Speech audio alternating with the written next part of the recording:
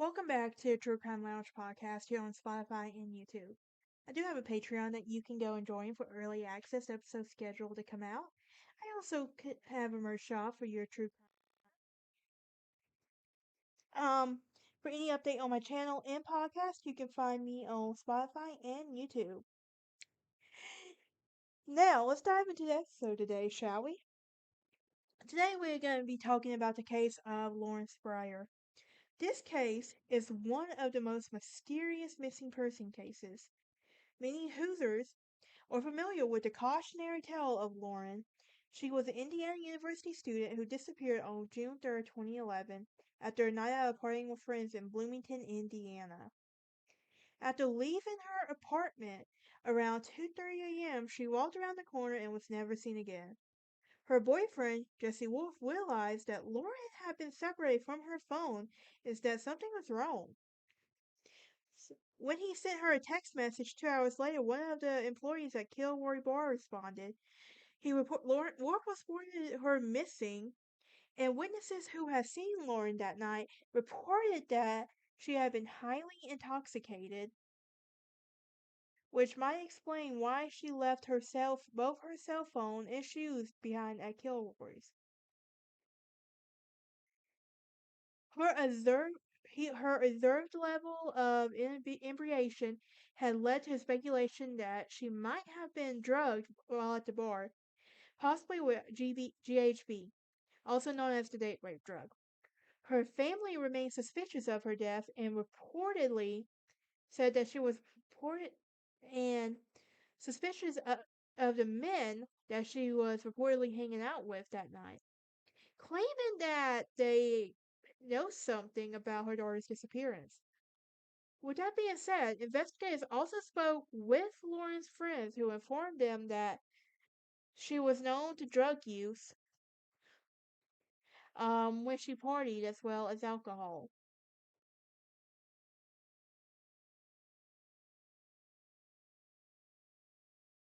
Um,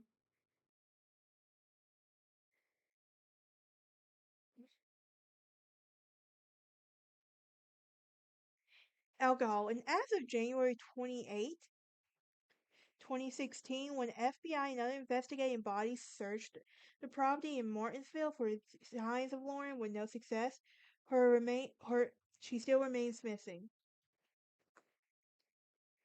So, who was Lauren? Why did she vanish so suddenly? Lauren Spierer was an Indiana student, Indiana University sophomore when she disappeared June 3rd, 2011. A 20-year-old a 20-year-old sophomore at Indiana University in Bloomington, and she disappeared in the early morning. It was the end of the semester, and she was originally from Scarsdale, New York, where she was majoring in textiles merchandising. She went out with her friends and her before she was eventually making her way home, and then dropped off the face of the earth. She was just 20 when she left her friends. She was only 20 years old. She left her friend's place around 4:30 a.m. on June 3rd, 2011. She had just 2.5 blocks to walk from there to her apartment, but she never made it home. The surveillance footage from several buildings in the streets then captured her around the campus the night she vanished. She was just gone, but Lauren was 4'11". She weighed about 95 pounds, and she had blonde hair and blue eyes. She was last seen wearing black leggings with a white tank top and a white skirt over it. But despite such a detailed description for the authorities, no progress was ever made. Meanwhile, the national press covered the disappearance extensively, but despite a thorough search, she remains missing and her case is still unsolved. Over the last 10 years, Bloomington police have worked with the FBI to scrutinize surveillance footage, conduct interviews, and hundreds of people and do land searches in a case that is still very active, police say. Though her family still holds out hope, many fear the disappearance of Lauren Spierer may never be solved. On the day she vanished, she had a couple of friends over to watch the basketball game and drink some wine at her apartment. She had made some of her IU circle she had met some of her IU circle friends um years earlier at summer camp in Pennsylvania, including her boyfriend Jesse Wolfe and her boyfriend Jason Rosamond. On the evening in question, however, Wolfe was at his apartment when Spryer texted him saying that she was going to sleep after the game. At some point, she instead went to the party at Rosenberg's townhouse 2 blocks away. She is seen on surveillance, a video leaving the apartment about 12:30 looking happy and well. And at the party, she met Rosenberg's neighbor and a friend, Corey Rossman, and Michael Beth. In addition to drinking, there is official speculation that drugs like clonopin and cocaine were also consumed. After Rosenbaum's party, Lauren and Rossman went to a nearby sports bar called Kilgore's, only about a half hour for a half hour. Spur also left her cell phone and shoes there. From the bar, they made their way back to her apartment complex. In the hallway, they saw a couple of young men that was sources suggested that were friends of her boyfriend Jesse, and one of them punched Rossman in the face, which he claimed he erased much of his memory that night. After the incident, surveillance footage indicates that they left her complex, and footage that showed Rossman carrying a clearly intoxicated Spryer over his body. They got to Rossman's apartment, where his roommate Michael Beth said he inebriated a friend's vomit and went to bed. Michael claimed that Spreer then went to the next door back to Rosenbaum's place, and according to Rosenbaum, he insisted that Spreer go to sleep on the couch, but refused. Something saying she wasn't done partying yet and left. According to this account, this makes Jason Rosenberg the last known person to see Lauren as she walked to the street of her apartment about 4:30 a.m. that morning. Time for the investigation on how she vanished. From the beginning, her parents believed that she was hanging out with the friend the night that hanging out with the night hanging out that night with her friends and more than what they were willing to tell the police. 4 of the men hung out that night and lawyered up quickly. Corey Rossman, Jay Rossman, Mike Beth, and Jesse Wolfe were still considered persons of interest in her disappearance, though not suspects. Even though Jesse Wolfe said he was on his way home in the early hours on June 3rd, police can neither prove nor disprove his alibi. Had his friends encountered her and Rossman in the building, while while all were cooperative in the investigation, some of their parents did not allow them to take place in the police polygraph. Instead, some took lawyers appointed third-party polygraphs. Rossman and Wolfe claimed that they passed the independent test. Now, here's some disturbing theories about what may have happened. Outside of the theories that anyone Lauren was with that night harmed her, there was always a chance someone abducted her off the street. A 90-pound girl who was barefoot intoxicated could be snatched up very quickly.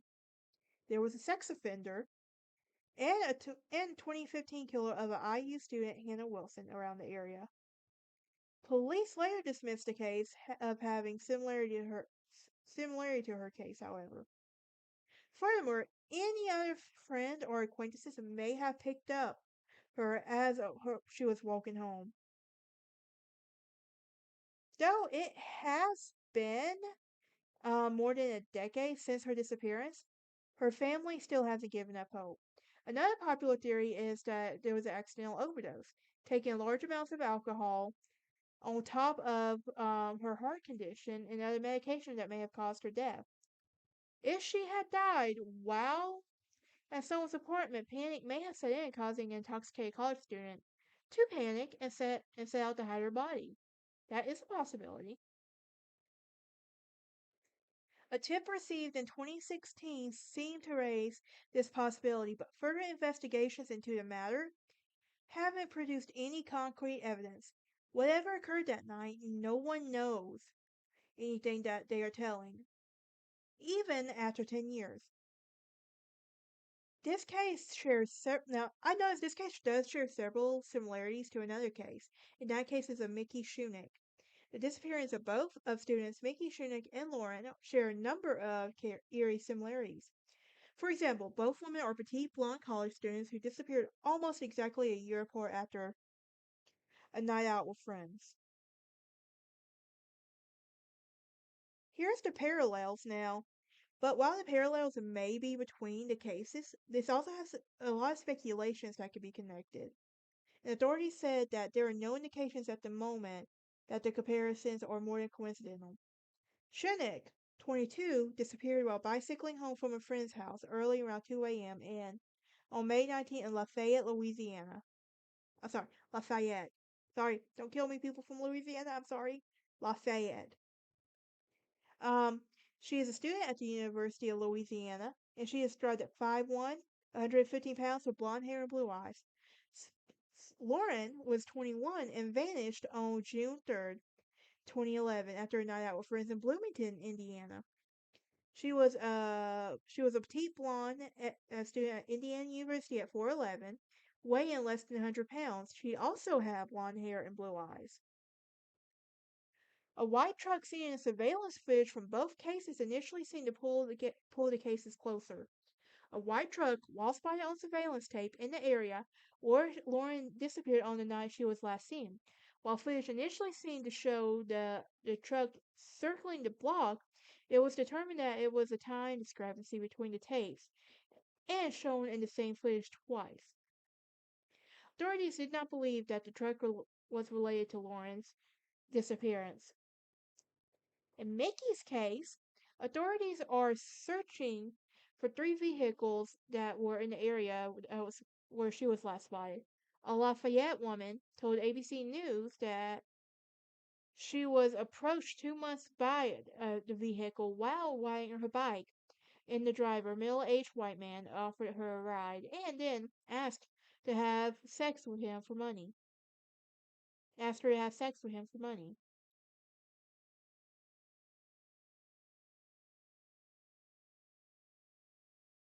Walter said that Bloomington police simply made an inquiry about Mickey's case because it seemed like the appropriate thing to do. Sunday will mark 1 year since Lauren's disappearance. It's been over years, guys. But yeah, are these cases similar to each other? Um, honestly, there's some cases, but honestly, I don't know. Lauren, if you're out there, I pray that you're okay and that you return to a home safe and sound. Um, If you know something, please speak up because your tip can help find her and bring her home. Alright, guys, that is it for today's episode. I will see y'all next time. Y'all have a great day.